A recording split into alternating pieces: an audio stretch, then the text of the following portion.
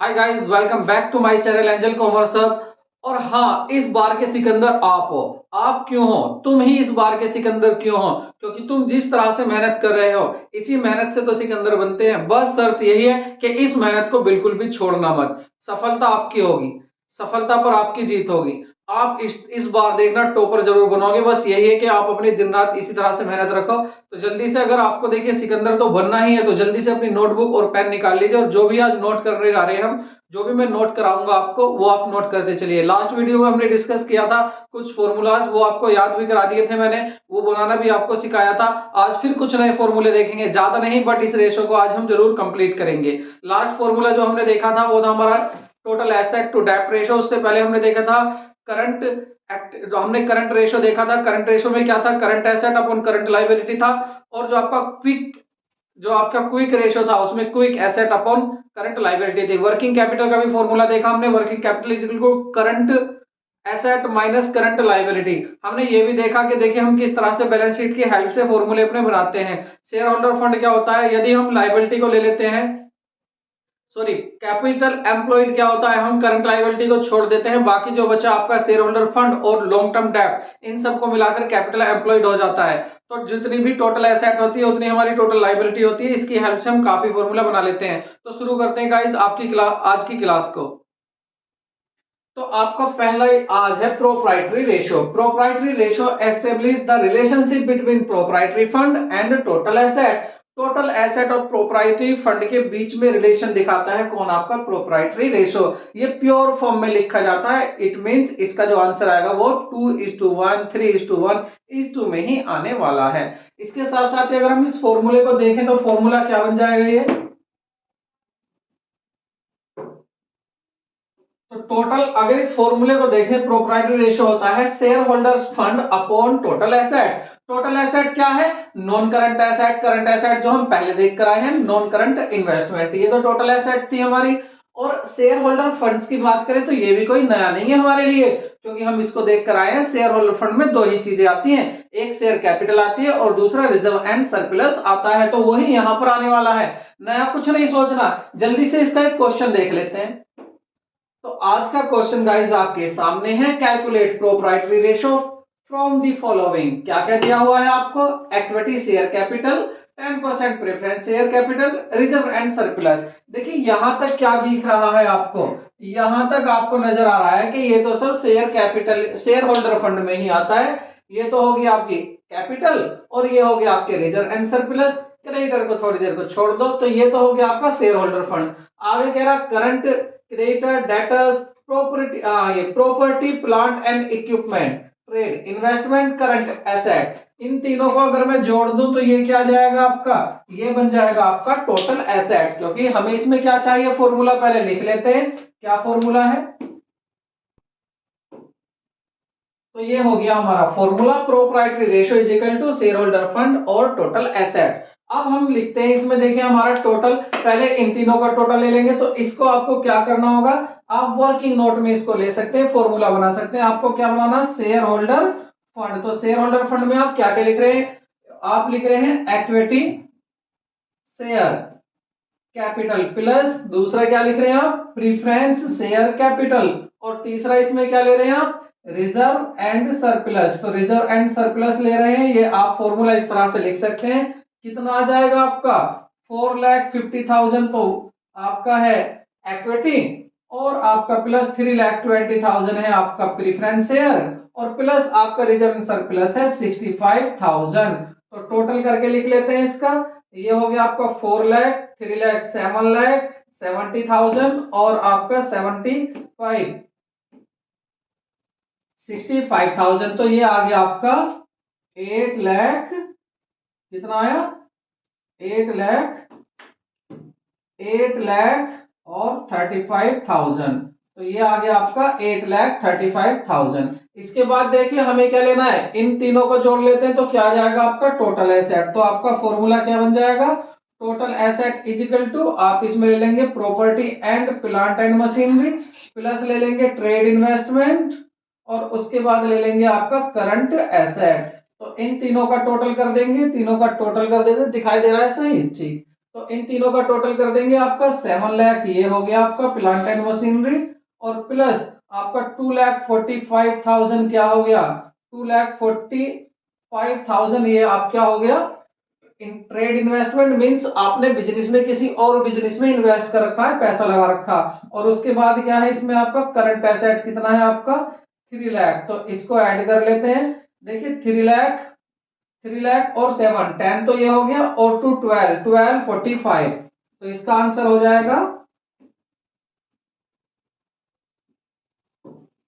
12,45,000। अब बस क्या करना है, इनको वैल्यू को यहाँ पुट कर देते हैं। तो पहला कितना था, हाँ देखिए अगर आप इन सभी को यहाँ पर, ये आपका क्या है, ये आपका टोटल लायबिलिटी भी दिया हुआ है यहाँ पर, तो देखिए यहाँ तक टोटल लायबिलिटी है। अगर इस टोटल लायबिलिटी को भी आप निकाल लेंगे तो ये टोटल लायबिलिटी किसके बराबर हो जाएगी, टोटल एसेट के। इस तरह से भी आप कर सकते हैं, चाहे जैसा कर सकते हैं, ये क्या है मैथ्स की टर्म्स और कुछ नहीं। तो कितना आंसर आने वाला है वो आपका, देखिए इसको तो लिख देते हैं शेयर होल्डर फंड को 8,35,000 ये हो गया, और अपोन में इसको डिवाइड किससे करना है हमें, 12,45,000। आपको ये भी पता था कि इसको जब हमने शुरू किया था तभी बताया था, ये रेशो ऐसा है जो प्योर भी होता है और परसेंटेज में भी होता है। अगर आपको ये परसेंटेज में चाहिए तो यहाँ आपको 100 लिखना होगा, और यदि आपको प्योर चाहिए तो ऐसे ही डिवाइड कर सकते हैं। तो देखते हैं डिवाइड करके क्या आता है, ये आ जाए आपका 3 जीरो से ये 3 जीरो कट हो गई हैं, उसके बाद तो ये आ जाएगा आपका 0.67, 0.67। तो इसके बाद आप इसको ऐसे भी लिख सकते हैं इंटू 1। क्यों, यदि आप यहाँ 100 नहीं लिख रहे तो क्या आ जाएगा आपका आंसर 0.67:1। और यदि 100 में आंसर निकालना है तो 100 की मल्टीप्लाई कर लीजिए, 100 की मल्टीप्लाई करके यहाँ परसेंटेज में आपको आंसर लिख देना है। तो इसके बाद देख लेते हैं इसका नेक्स्ट क्वेश्चन। तो गाइज अब हम लेते हैं एक नया रेशो, इसका 4th नंबर का इंटरेस्ट कवरेज रेशो, और इसको दे देते हैं गाइज स्टार। अब आप कहेंगे स्टार क्यों दे दिया, जो मेरे पुराने स्टूडेंट्स हैं, ओल्ड स्टूडेंट्स हैं, वो तो समझ गए होंगे, और जो नए हैं उन्हें मैं बता दूं क्योंकि ये आपका बहुत ही इंपॉर्टेंट है, यहां से क्वेश्चन पूछे जाने के चांसेस हैं। तो इस रेशो को आप स्टार दे दें, यहाँ का इसको तैयार जरूर कर लें। बात करते हैं ये बताता क्या है, net profit before interest and tax, जो आपका टैक्स और इंटरेस्ट देने से पहले जो आपका प्रॉफिट है, उस प्रॉफिट का रिलेशनशिप ये दिखाता है इंटरेस्ट ऑन लॉन्ग टर्म डेब्ट से। मींस आपको ये दिखाता है कि जो आपको प्रॉफिट हुआ है और जो आपने इंटरेस्ट दिया है, तो जो आपका प्रॉफिट है वो इंटरेस्ट पेड से कितने गुना ज्यादा है। जैसे इंटरेस्ट पेड किया 1 लाख और प्रॉफिट हो गया 4 लाख, तो 4 टाइम है आपका प्रॉफिट। प्रॉफिट 4 टाइम है किसका, इंटरेस्ट का, जो इंटरेस्ट पेड किया। ये किस में आता है इसका आंसर, टाइम्स में इसका आंसर आता है। तो देख लेते हैं अब इसको आगे।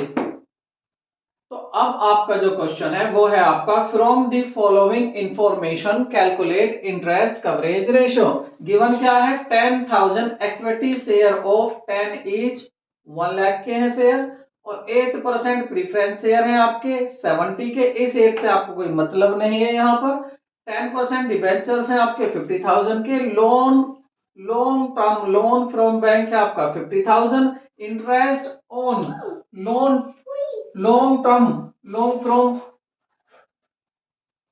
Long term loan from bank 50,000। Interest on long term loan from bank 5,000। Net profit after tax 75,000 और टैक्स है आपका 9,000।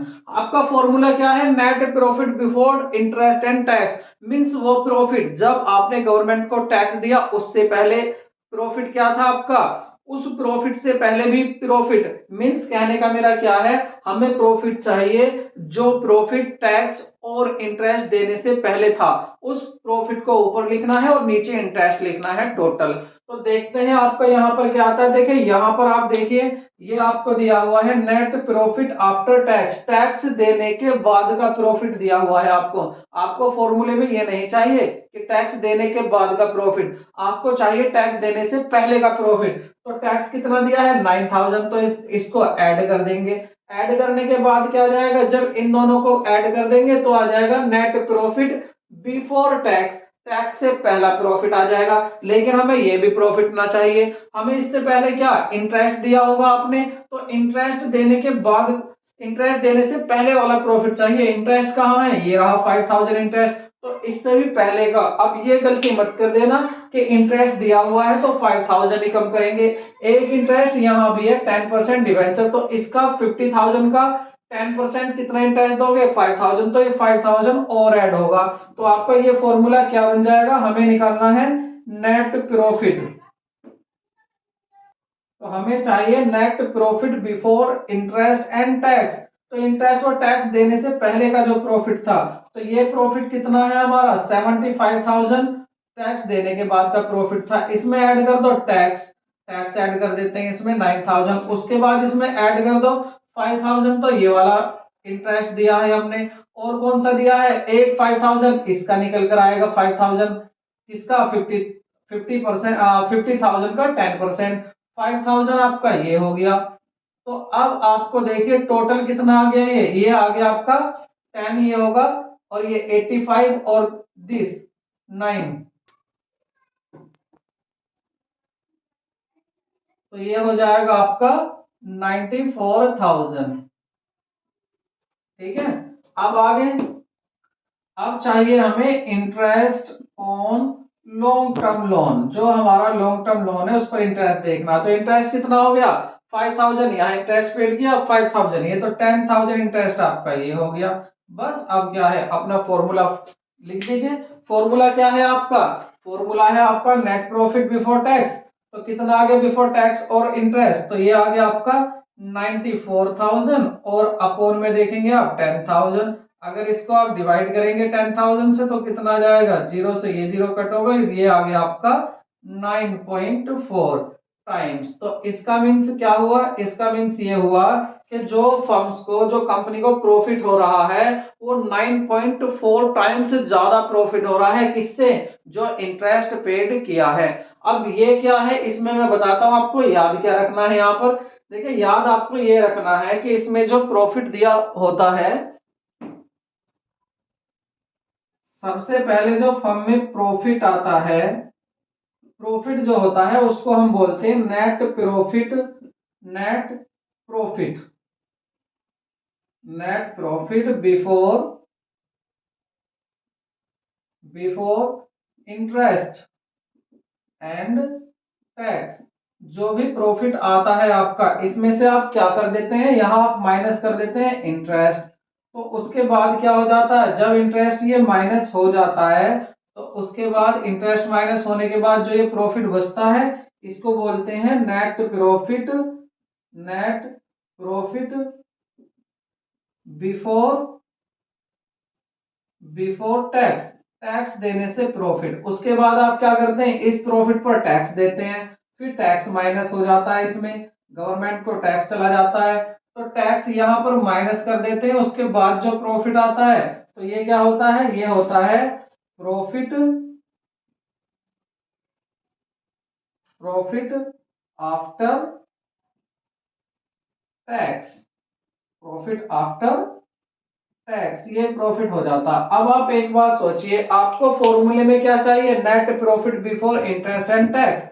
अगर आपको दिया हुआ है प्रॉफिट आफ्टर टैक्स, तो आप क्या करेंगे, इसमें वापस से ऐड कर देंगे, क्या अपना टैक्स ऐड कर देंगे, तो आप कहां पर आ जाएंगे, इस प्रॉफिट पर आ जाएंगे। ऐड करने के बाद यहां पहुंच जाएंगे आप नेट प्रॉफिट बिफोर टैक्स। और अगर क्वेश्चन में आपको दिया हुआ है net profit before tax, means tax interest देने के बाद का प्रॉफिट, लेकिन आपको तो चाहिए पहले का, तो आप इसको ऐड करेंगे और यहां पर आ जाएंगे इस प्रॉफिट पर।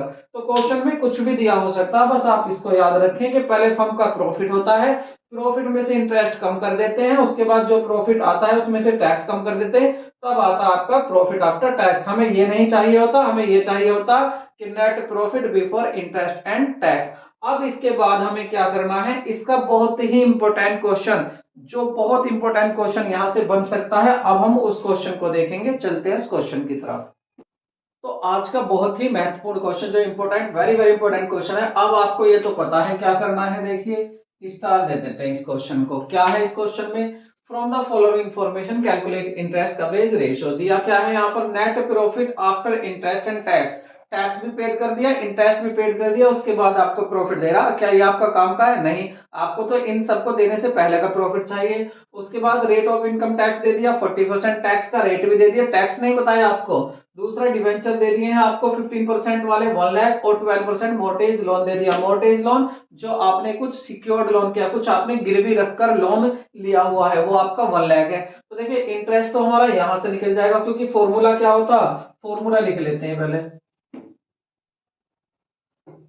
तो हमारा फॉर्मूला है इंटरेस्ट कवरेज रेशो का, profit before interest and tax और interest on long term loan. देखिए इंटरेस्ट तो यहीं से आ रहा है हमारा। अगर हम इंटरेस्ट की बात करें तो यहाँ पर इंटरेस्ट क्या है? अगर हम देखें 10% इंटरेस्ट हो गया, तो इंटरेस्ट ऑन डिवेंचर है आपका। कितना है इंटरेस्ट ऑन डिवेंचर आपका? ये हो जाएगा आपका, यहाँ लिख लेते हैं, इंटरेस्ट ऑन डिवेंचर। कितना है इंटरेस्ट ऑन डिवेंचर? 1 लाख का 15%, 15,000। 15,000 तो ये इंटरेस्ट हो गया। उसके बाद क्या है? 12% आपका मोर्टेज इंटरेस्ट है, तो क्या हो जाएगा? Interest, interest on मोर्टेज। इस पर भी आपका इंटरेस्ट है। कितना है आपका इंटरेस्ट इस पर? 12,000। तो टोटल इंटरेस्ट कितना हो गया? 27,000। देखिए आपको नीचे क्या लिखना है वो तो पता आपको चल गया। यहाँ पर क्या आ जाएगा? 27। तो ये आ गया आपका 27,000। 27,000 बात करते हैं, नहीं दिख रहा, चेंज कर लेते हैं कलर। तो ये आपका ऊपर तो आ जाएगा 27,000, नीचे सॉरी नीचे तो आ गया 27,000। अब बात यहाँ क्या देखना है आपको? आपको देखना है कि आपका मोर्टेज, MORTAGE मोर्टेज। अब आपको देखना क्या है? यहाँ आपको पहुंचना है in profit before interest and tax. अब आप यहाँ क्या पहुंचोगे? देखियो समझो, इसने क्या दिया है इसको देख लेते हैं पहले। देखिए इसने आपको दे दिया है profit after interest and tax. आपको क्या चाहिए? आपको चाहिए प्रॉफिट।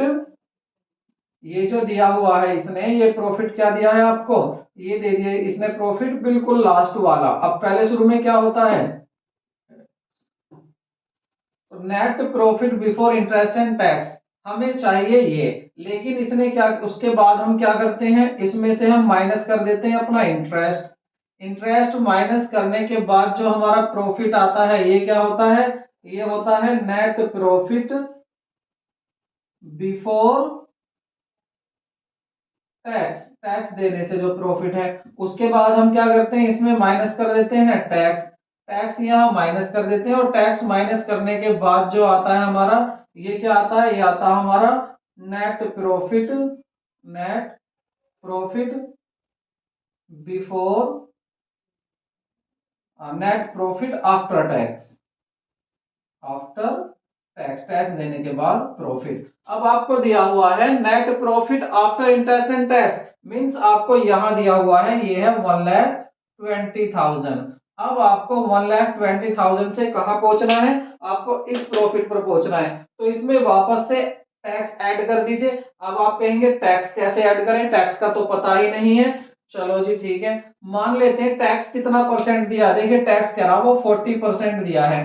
तो आपको पता है जो भी यहाँ प्रॉफिट आएगा, ये जो प्रॉफिट आएगा 1,20,000 में, ये 1,20,000 प्रॉफिट कब आया? ये जब आया जब आपने 40% प्रॉफिट गवर्नमेंट को दे दिया। तो 40% तो गवर्नमेंट को दे दिया, बचा कितना प्रॉफिट? ये 60%। तो ये कितना है? 60%। तो 60% ये है, तो 40% कितना था? तो आपको एक्स वैक्स में ज्यादा टाइम नहीं लगाना, सीधा क्या कर देना। देखिए आपको दिया हुआ है 1,20,000 जो है, ये आपका 60% प्रॉफिट है। तो 60 को तो डिवाइड कर दो, 1% आ गया, और इसमें 40 की मल्टीप्लाई कर दो। तो इसको डिवाइड कर लेते हैं, 0 से 0 कट हो गया, 6 2 जा, तो ये कितना आ गया? 24 जा 80,000। तो 80,000 क्या हो गया आपका? ये हो गया आपका ये वाला प्रॉफिट। तो यहाँ पर प्रॉफिट कितना? ये आपका टैक्स कितना हो गया? 80,000। तो प्रॉफिट ये जो है आपका टैक्स 80,000 कैसे आया? दोबारा सुन लो, मैंने ये जो प्रॉफिट था, जो भी यहाँ प्रॉफिट था, इसमें से टैक्स दिया होगा 40%, तब जाकर ये 60% बचा। तो मैंने 60 से ही इसको डिवाइड कर दिया ताकि 1% आ जाए, 40 की मल्टीप्लाई कर दी, तो ये टैक्स आ गया। टैक्स कितना है? 80,000। तो इससे पहले प्रॉफिट कितना था, टैक्स देने से पहले इन दोनों को ऐड कर देते तो प्रॉफिट कितना था, ये था आपका 2 लाख। 2 लाख यहाँ पर प्रॉफिट हो गया। अब आप ये देखिए, जब 2 लाख प्रॉफिट ये आ गया आपका, कैसे आया ये, टैक्स को वापस ऐड कर दिया। अब इसमें दोबारा से क्या ऐड करेंगे, इंटरेस्ट ऐड करेंगे। इंटरेस्ट कितना दिया हुआ है, इंटरेस्ट था हमारा 27, हमने अभी निकाला था। 27,000 किस किस पर था, दो जगह इंटरेस्ट था। अब इसको अगर वापस ऐड कर दे तो ये कितना आ जाएगा, 2,27,000। तो हमारा प्रॉफिट जो है वो कितना है, 2,70,000।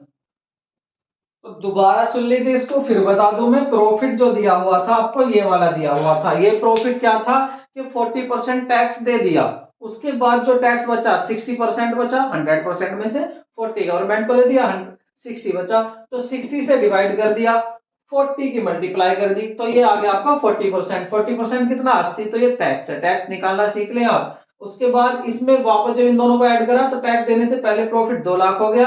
फिर इसमें हमने इंटरेस्ट वापस ऐड कर दिया तो ये प्रॉफिट आ गया आपका 2,27,000। फॉर्मूला क्या है आपका, फॉर्मूले में 27 ऊपर हो जाएगा और आपका 2 लाख ये आ जाएगा आपका यहां पर 2,27,000। डिवाइड कर लीजिए, आंसर आ जाएगा। तो आप इसको डिवाइड कर देंगे तो ये आ जाएगा आपका 84 पॉइंट समथिंग।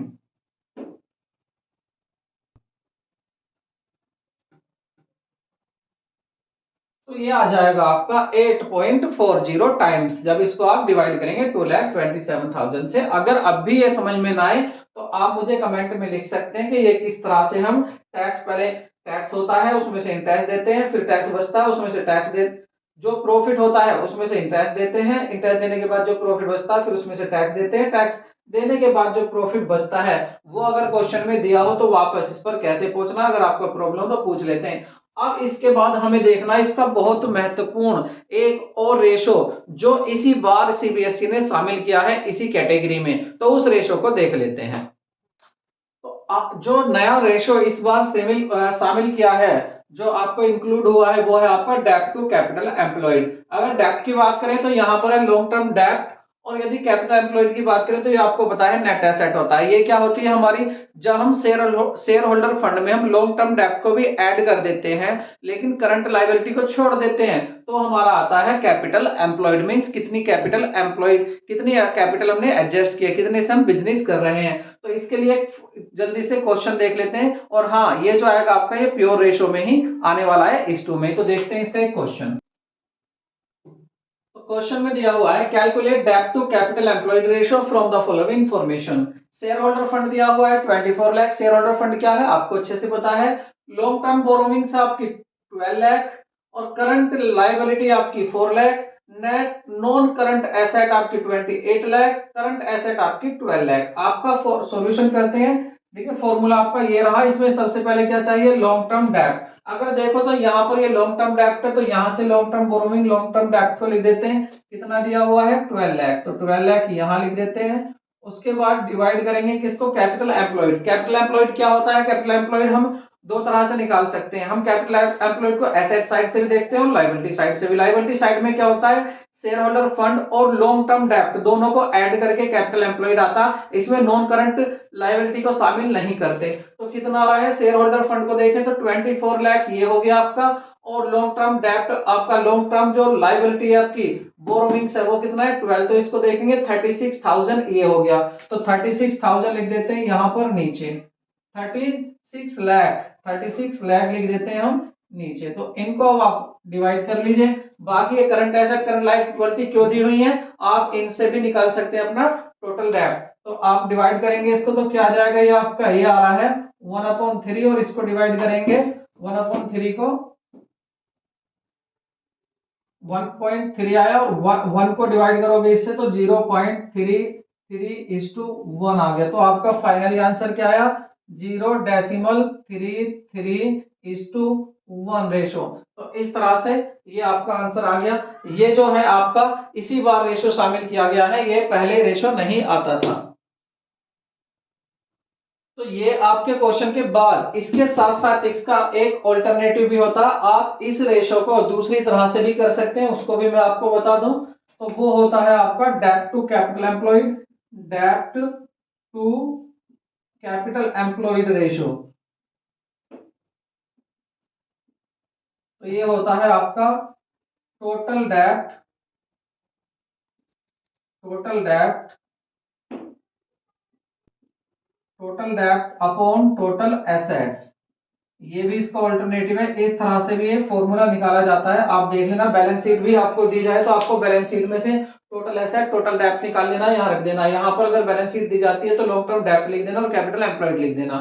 तो आपका टोटल डेब्ट देखें तो कितना है, देखिए आपका टोटल डेब्ट मींस आपका एक तो ये लॉन्ग टर्म डेब्ट होगा, एक आपका करंट डेब्ट हो गया। इन दोनों को ऐड करेंगे तो 12 और 4 ये कितना हो गया 16। तो 16 लाख तो हम ऊपर लिख देंगे और इसको डिवाइड करेंगे किससे, टोटल एसेट। टोटल एसेट कितनी है, करंट एसेट ये रही 28 और ये रही आपका करंट एसेट 12। तो कितना हो जाएगा ये 30 40 40 ये हो जाएगा आपका 40 लाख।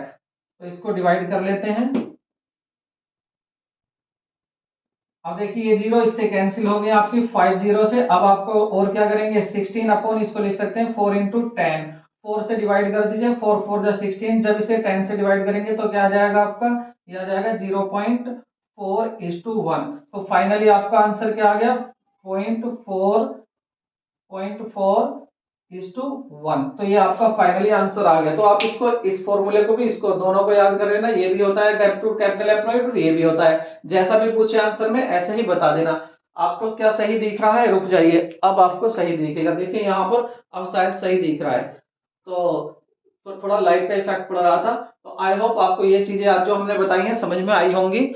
और जो है जितने भी हमारे ये क्वेश्चन बन सकते थे हमने इससे बनाए। कोशिश यही की है कि आपको ये क्वेश्चन करने के बाद आपको ये कमी ना रहे कि कोई क्वेश्चन सामने आया और आपसे ना हुए। तो लगे रहिए। मैंने फिर कहा, आप सिकंदर तभी हो, सिकंदर आप तब बन सकते हो यदि आप अपनी मेहनत को कंटिन्यू करते रहते हैं। तो मिलते हैं नए वीडियो के साथ, नए टॉपिक के साथ। और हाँ, यदि फर्स्ट टाइम हमारे चैनल पर आए हैं तो लाइक सब्सक्राइब करना ना भूलें और वीडियो को ज्यादा से ज्यादा अपने दोस्तों को शेयर करें, कमेंट करें, कमेंट जरूर करें और कमेंट में लिखें वीडियो कैसी मिली लगी आपको। तो मिलते हैं नए वीडियो में, तब तक के लिए बाय बाय, टेक केयर।